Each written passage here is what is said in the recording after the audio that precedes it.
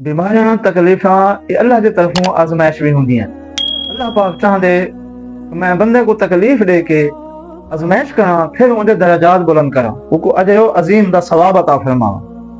پیارے دوستو، اگر آزمائش آونے، بیماری آونے، صبر کرنا چاہیے۔ پھر صبر اللہ تعالیٰ کو اتنا پسند ہے کہ اللہ کریم ان دے بہت خوش تھیندے اور بہترین جزا عطا فرمیندے۔ سیدنا حضرت ایوب علیہ السلام جنہاں دا ذکر قرآن پاک وچ موجود ہے، قرآن پاک دے 17ویں پارے اللہ پاک نے انہاں دا ذکر کیتے، کم و بیش 18 سال بیماری دے عالم چاہن۔ دوستو توجہ کرو، ساکو نے 5 منٹ دی تکلیف آونے ایسا ناشکری کرنے ہیں، بے صبری دا اظہار کرنے ہیں اور پتہ نہیں کیا کیا شکوے کرنے ہیں۔ اللہ دے نبی 18 سال بیمار رہن، ایک سیکنڈ واسطے کہ شکر نہیں کی تھی، بلکہ زبان دے نال اللہ دی حمد و ثنا ہے۔ پھر صبر کیتے، اللہ پاک نے صبر دا اجر لکھا ہے۔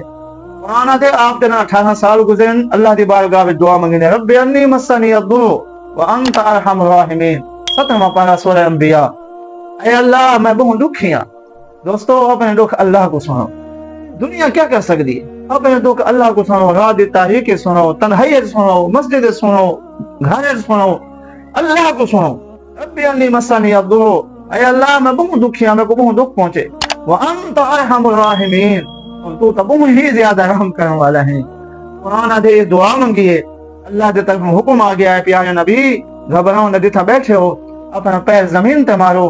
آپ نے زمین دے پیر مارے، اللہ دی قدرت دے نال، آپ دے جسم دی برکت دے نال زمین تو پانی دا چشمہ جاری تھی گیا۔ حکم ہے دھاؤں پانی پیو، آپ بالکل شفا یاب ہو گئے۔ دوستو دیکھو کیڑی وڈی آزمائش، کیڑی وڈی بیماری، علماء فرماتے ہیں سوا زبان دے آپ دا سارا وجود ہی بیماری وچ مبتلا ہے، لیکن اللہ دے نبی نے کتنا عظیم صبر کیتے اور اللہ پاک دی بے حد تعریف کرنے ہوئے، اللہ دی بارگاہ وچ دعا منگی نے، رب انی مسنی الضر وانت ارحم الراحمین۔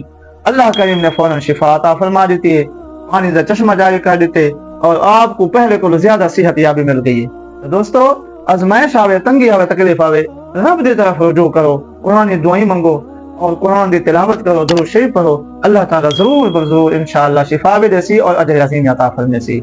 تمام دوست سارے چینل کو فالو بھی کرو اور سارے گھروں پہ ایڈ بھی تھیو، دوستوں کو بھی شیئر کرو اور دینی دعوت دے سارے شریک تھیو۔ آمین وما علینا الا البلاغ۔